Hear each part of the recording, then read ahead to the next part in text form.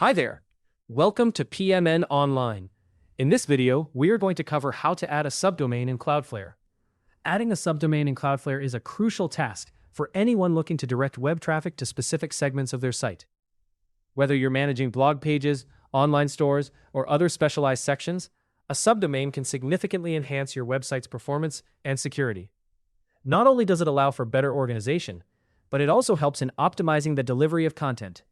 So let's dive right into the process and see how you can set up a subdomain seamlessly.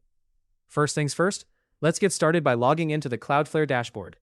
If you're new to Cloudflare, this is your control center for managing all things related to your domain's DNS and security settings. Once you've logged in, the first step is to select the appropriate domain or zone from your dashboard list. This is an important step, especially if you manage multiple websites. Picking the correct domain ensures that you're making changes in the right place, setting the foundation for a smooth process ahead. After you've selected your domain, navigate over to the section labeled DNS. This is where the core of the action happens. Under DNS, you'll find a subsection called Records. Think of this as the control panel for your domain's DNS settings. Here, you'll want to add a new record by clicking on the Add Record button. Doing so will open up several options that we'll need to configure. When you're adding a record, the first choice you'll encounter is the record type. This is a pivotal decision. If you're using an IPv4 address for the subdomain, you'll need to select an A record. Conversely, if you're working with an IPv6 address, you'll go with an AAAA record. But there's more. If your intention is to point this subdomain to another hostname, essentially aliasing it to an existing domain, then a CNAME record is what you should choose. Selecting the correct type is crucial to ensure your subdomain directs traffic appropriately. Now, let's talk about the name field. Here's a simple yet vital tip. You only need to enter the subdomain label, such as blog or store.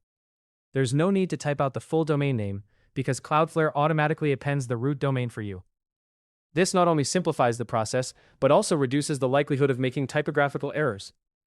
Next, we move to the content field. If you're working with an A or AAA record, you'll need to enter the target IP address linked to your subdomain. However, if you went with a CNAME record, you'll input the hostname to which you want the subdomain to point. Another key setting is the TTL, or time to live. A helpful trick here is to set it to auto.